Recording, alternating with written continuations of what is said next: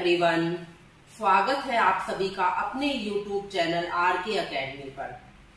आज हम ज्योग्राफी का एक मजेदार सा कंसेप्ट करेंगे जो कि है चंद्र ग्रहण, लूनार एक्लिप्स जिसको बोलते हैं इंग्लिश में। किस तरीके से चंद्र ग्रहण लगता है, क्या उसके पीछे वजह है, साथ में ही 2-3 कंसेप्ट और है, जैसे कि हम करेंगे सुपर मून, ब्लड मून या रेड मून क्या होता है और ब्लू मून की घटना क्या होती है। इससे आपके ज्योग्राफी के काफी सारे कंसेप्ट भी क्लियर होंगे, साथ में जो भी ऑब्जेक्टिव टाइप क्वेश्चंस इससे बनते हैं वो भी आपके साथ साथ क्लियर हो जाएंगे। तो चलिए स्टार्ट करते हैं आज का टॉपिक जो कि है चंद्र ग्रहण के बारे में। तो सबसे पहले हम जानेंगे कि चंद्र ग्रहण किसको कहते हैं। देखिए, एक खगोलीय घटना है चंद्र ग्रहण, जो कि हमारे अंतरिक्ष में होती है। हमें पता है हमारे सौरमंडल में सूर्य जो है वो केंद्र में है और उसके चारों तरफ सारे के सारे जो ग्रह हैं, प्लैनेट्स हैं। कितने प्लैनेट्स हैं हमारे सौरमंडल में? 8 प्लैनेट्स हैं जो कि सूरज के चारों तरफ चक्कर लगाते हैं। और उन प्लैनेट्स के चारों तरफ चक्कर कौन लगाता है? सैटेलाइट्स, जिनको कहा जाता है उपग्रह। तो ग्रह के चारों तरफ चक्कर कौन लगाता है? उपग्रह लगाता है, सैटेलाइट्स लगाते हैं। अब हमारे जो 8 ग्रह हैं, 8 प्लैनेट्स हैं, उनमें से जो सबसे सूरज के सबसे नजदीक है जिसका नाम है बुध, जिसको मरकरी बोलते हैं, और शुक्र वीनस। तो बुध और शुक्र ऐसे प्लैनेट्स हैं जिनका कोई उपग्रह नहीं है, कोई सैटेलाइट नहीं है। बाकी सब ग्रहों के क्या हैं? सैटेलाइट्स हैं। तो उसी तरीके से हमारी पृथ्वी का भी एक सैटेलाइट है, एक उपग्रह है जो कि है मून, जिसको हम मून बोलते हैं। तो पृथ्वी सूर्य के चारों तरफ चक्कर लगाती है और मून पृथ्वी के चारों तरफ चक्कर लगाता है। तो इसी क्रम में चंद्र ग्रहण या सूर्य ग्रहण की घटना होती है। चंद्र ग्रहण हमेशा कब होता है? पूर्णिमा के दिन होता है। और उसी तरीके से सूर्य ग्रहण कब होता है? वो होता है अमावस्या के दिन, यानी कि सिर्फ पूर्णिमा के दिन ही चंद्र ग्रहण हो सकता है। तो उसके बारे में हम पढ़ते हैं कि चंद्र ग्रहण क्या होता है। देखो, जब पृथ्वी, सूर्य और चंद्रमा एक ही सीध में आ जाते हैं, एक ही रेखा में आ जाते हैं। कौन कौन? पृथ्वी, सूर्य और चंद्रमा तीनों एक ही रेखा में आ जाते हैं, तो उस घटना को हम क्या कहते हैं? चंद्र ग्रहण कहते हैं। ठीक है। अब इसमें देखिए क्या होता है चंद्र ग्रहण में। ये देखो, हमारा जो सन है, आपको सन दिखाई दे रहा होगा। सन हमारी पृथ्वी के सौरमंडल के केंद्र में है। अब इसके चारों तरफ कौन चक्कर लगाता है? अर्थ लगाता है। और अर्थ के चारों तरफ चक्कर कौन लगाता है? मून लगाता है। तो इसमें देखो, जो मैंने आपको अभी ये चीज नहीं बताया है, आपको बता देती हूँ कि प्लैनेट्स जो होते हैं, उपग्रह हुए या ग्रह हुए, इनका अपनी कोई रोशनी नहीं होती है। तो ये किसकी प्रकाश से चमकते हैं? आपने देखा होगा जो चांद की रोशनी है वो पृथ्वी पर पहुंचती है, तो वो किसके प्रकाश में वो रोशनी चांद की हमारे तक पहुंच पाती है? जब उसकी अपनी लाइट तो है ही नहीं।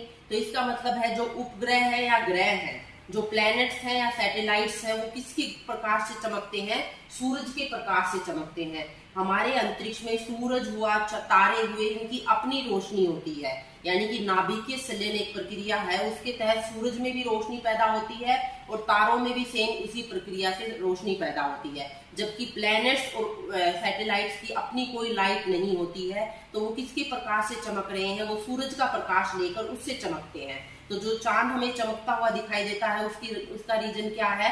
कि वो सूर्य से रोशनी लेता है और उस रोशनी को कहाँ तक? हमारे पृथ्वी तक रिफ्लेक्ट कर देता है। तो उस वजह से हमें चांद चमकता दिखाई देता है, जबकि उसकी अपनी कोई रोशनी नहीं होती।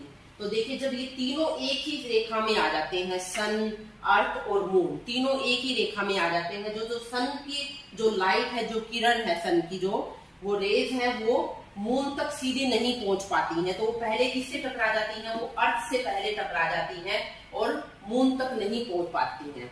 तो मून तक नहीं पहुंच पाती हैं, तो मून क्या हमें क्या दिखाई देता है? तब ब्लैक दिखाई देता है, यानी कि उसको हम चंद्र ग्रहण बोलते हैं उस घटना को, जब जो सूर्य का प्रकाश पृथ्वी पूरा रोक लेती है और चांद तक उस प्रकाश को पहुंचने नहीं देती। अब चांद तक प्रकाश नहीं पहुंच पाएगा तो चांद चमकेगा नहीं। तो उस घटना को हम क्या कहते हैं?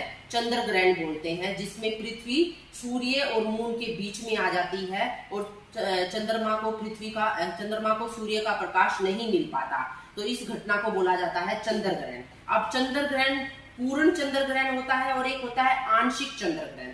पूर्ण चंद्र ग्रहण में क्या होगा?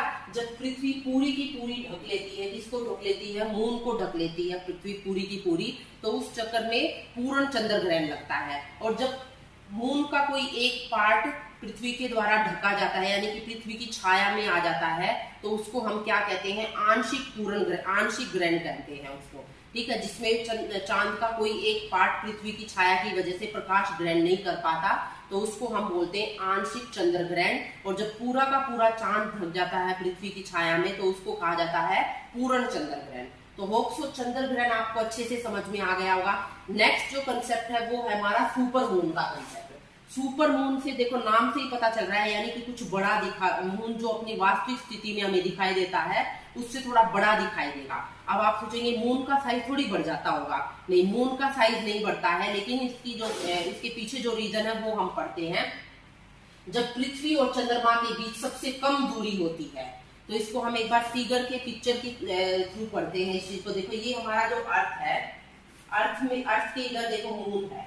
जब मून पृथ्वी की सबसे कम दूरी पर होगा तो उस घटना को हम क्या कहते हैं, पेरिजी बोला जाता है। उस घटना को क्या बोला जाता है, पेरिजी। देखो नाम इसको लर्न करना आसान है, पेरिजी। पी से क्या हो गया, पहले, यानी कि कम दूरी पर, पहले ही आ जाए चंद्रमा पृथ्वी से, उसको बोलेंगे पेरिजी, यानी कि कम दूरी पर हो। जब मून अर्थ से कम दूरी पर होता है उस घटना को बोलते हैं पेरिजी। और जब मून पृथ्वी से थोड़ा ज्यादा दूर होता है उसको बोला जाता है अपोजी। उसको क्या बोला जाता है, अपोजी बोला जाता है। तो पेरिजी की घटना में मून पृथ्वी से कितनी दूर पे है, 3,63,300 किलोमीटर दूरी पे होता है मून। और जो अपोजी की घटना होती है उसमें होता है 4,05,500 किलोमीटर दूर।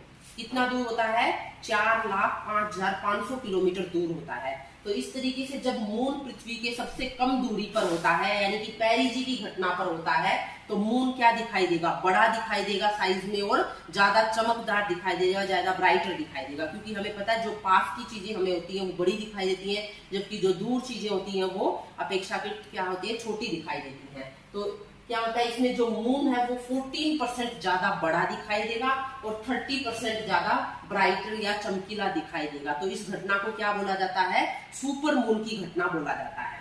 उसके बाद नेक्स्ट कंसेप्ट हमारा आता है ब्लड मून या रेड मून किसको कहते हैं।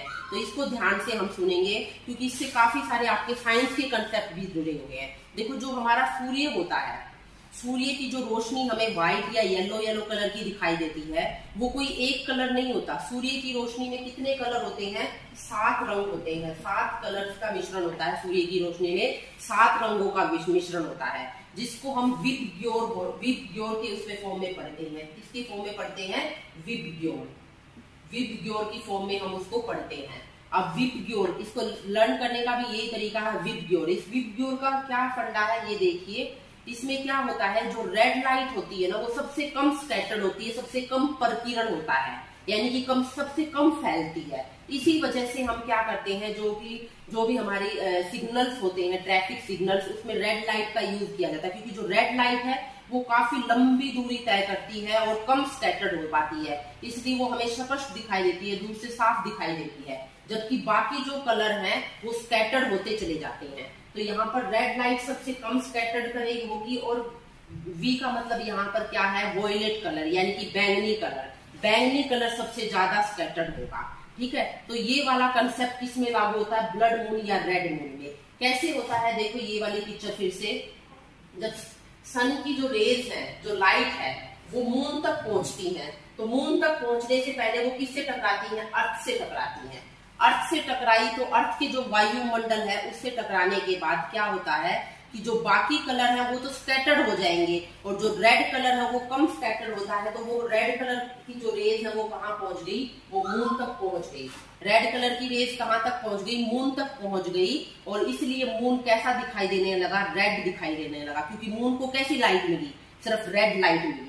अब ये कंसेप्ट आपको समझ में आ गया होगा कि रेड कलर होता है वो सबसे कम स्कैटर्ड होता है, सबसे कम फैलता है, सबसे कम प्रकीर्ण होता है उसका। तो इसी वजह से रेड कलर कहाँ तक पहुंच पाया, मून तक पहुंच पाया, और उसी रेड कलर की वजह से मून कैसा दिखाई देने लगा, रेड दिखाई देने लगा। इसी को हम क्या बोलेंगे, ब्लड मून या रेड मून की घटना बोलेंगे, ठीक है। ये आपको समझ में आ गया होगा। इसी तरीके से देखो, जब आप सुबह सुबह उठते हैं तो सुबह सुबह का जो सूरज होता है या छिपते हुए का जो सूरज होता है वो रेड कलर का क्यों दिखाई देता है? उसके पीछे भी स्कैटरिंग ऑफ लाइट है, यानी कि जो बाकी कलर है वो सारे स्कैटर हो जाते हैं, क्योंकि उस टाइम पे थोड़ा सा दूर होता है सूरज पृथ्वी से, जब निकलता है और जब छिपता है, तो दूर होने की वजह से बाकी कलर तो रास्ते में ही स्कैटर हो जाते हैं, सिर्फ रेड कलर हम तक पहुंच पाता है। इस वजह से क्या होता है कि हमें उस टाइम पर सूर्योदय और सूर्यास्त के समय सूरज कैसा दिखाई देता है? रेड कलर का दिखाई देता है। सेम इसमें ब्लड रेड या रेड मून में यही घटना होती है। तो यही वाली मैंने आपको इसमें यहाँ पर लिखा हुआ है कि जब सूर्य की किरणें चांद तक पहुंचने के क्रम में परिकिरणित हो जाती है, यानी कि स्कैटर्ड हो जाती हैं, तो केवल लाल किरणें ही चांद तक पहुंच पाती हैं और चांद कैसा दिखाई देता है? रेड दिखाई देता है। तो हमने किया चंद्र ग्रहण, सुपर मून की घटना क्या होती है, साथ में ही हमने रेड मून या ब्लड मून क्या होता है वो पढ़ लिया। अब लास्ट जो हमारा कंसेप्ट बचता है वो है ब्लू मून। ब्लू मून क्या होता है? देखिए, जब कोई भी हमारा एक महीना, देखो महीने में या तो 30 डेज होते हैं या 31 डेज होते हैं, किसी भी महीने में जब 2 पूर्णिमा आ जाती हैं तो जो सेकंड वाली पूर्णिमा होती है उसको क्या बोला जाता है? उसको बोला जाता है ब्लू मून। किस तरीके से? देखो, अगस्त का मंथ हम ले लेते हैं, मान लो अगस्त का मंथ है, अगस्त के मंथ में 31 डेज होते हैं, 31 दिन होते हैं, तो या मान लो पहली 2 तारीख को अगर 2 अगस्त को पूर्णिमा आई, फिर उसी महीने में 31 अगस्त को यानी कि 31 अगस्त को भी पूर्णिमा आ गई, तो 31 अगस्त वाली पूर्णिमा को हम क्या कहेंगे? ब्लू मून बोलेंगे। तो कैलेंडर के अनुसार जो भी मंथ होता है, उस मंथ में अगर 2 पूर्णिमा आती है तो दूसरी वाली पूर्णिमा को क्या बोला जाता है? ब्लू मून बोला जाता है। तो ये ब्लू मून भी आपको अच्छे से समझ में आ गया होगा। तो आज हमने चंद्र ग्रहण, साथ में सुपर मून, रेड मून या ब्लड मून और ब्लू मून को बड़े अच्छे से कवर कर लिया है। एक और चीज हम पहले वैसे कर चुके हैं अपनी वीडियोस में, लेकिन फिर भी आज बता देती हूँ। आज हमारी जो पूर्णिमा है उसको बुध पूर्णिमा भी कहा जाता है। बुध पूर्णिमा कौन से महीने में बनाई जाती है? वैशाख के महीने में बनाई जाती है। तो वैशाख के महीने में पड़ने वाली पूर्णिमा को क्या कहा जाता है? बुध पूर्णिमा कहा जाता है। अब इसके पीछे क्या रीजन है, क्यों बुध पूर्णिमा कहा जाता है? देखो, बुध का जो जन्म हुआ था, कब हुआ था? 563 ईसा पूर्व में, 563 बीसी में हुआ था। तो उनकी जो जन्म की घटना थी वो भी पूर्णिमा वाले दिन होती है, वैशाख पूर्णिमा वाले दिन। फिर जो उनको ज्ञान प्राप्ति होती है वो भी कब होती है? वैशाख पूर्णिमा के दिन होती है। साथ में ही उनका महापरिनिर्वाण, जो मृत्यु होता है उसको महापरिनिर्वाण, उनकी मृत्यु को महापरिनिर्वाण बोला जाता है। तो उनकी जो मृत्यु होती है, उनका महापरिनिर्वाण होता है, वो भी कब होता है? वैशाख की पूर्णिमा को होता है। तो तीनों की तीनों घटनाएं जो महात्मा बुद्ध से संबंधित हैं वो वैशाख पूर्णिमा के दिन होती हैं। इसीलिए इस पूर्णिमा को, वैशाख वाली पूर्णिमा को किस रूप में मनाया जाता है? बुध पूर्णिमा के रूप में बनाया जाता है। तो हम अपनी जो वीडियोस है, जो हम हिस्ट्री की वीडियो कर रहे थे, उसमें मैंने ये आपको अच्छे से बताया हुआ है, लेकिन आज फिर से रिवाइज करवा दिया आपको, क्योंकि आज पूर्णिमा थी तो मैंने सोचा ये सारी की सारी, खास में चंद्र ग्रहण भी है, तो मैंने सोचा ये सारे कंसेप्ट आपको क्लियर भी हो जाएंगे और आप अवेयर भी रहेंगे। देखो, साथ साथ जो भी घटनाएं होती रहती हैं हमारी, जो डेली लाइफ की हैं, जो भी हैं, उनको आप करंट के इश्यूज को अच्छे से करेंगे तो ये काफी आपकी हेल्प करते हैं, बाकी जो आपकी ट्रेडिशनल जीके को भी कवर करने में। तो होप सो आपको आज का वीडियो बड़ा अच्छा लगा होगा, कुछ अलग आपको कुछ न कुछ सीखने को मिला होगा। Thank you for watching this. और एक और बात आपको कहना चाहूंगी कि जो आपको अगर अच्छा लगे तो इस वीडियो को शेयर किया करो अपने फ्रेंड्स के बीच में। सबके पास अपने ग्रुप होते हैं, फ्रेंड्स भी होते हैं, उनके साथ शेयर करो, ज्यादा से ज्यादा वीडियो को आगे पहुंचाओ, ताकि हम भी अपने आप को स्टेबल कर पाए और अच्छी वीडियोस आपके लिए लेकर आ पाए। तो प्लीज इसको सब्सक्राइब करें, लाइक करें, कमेंट करें और शेयर करें।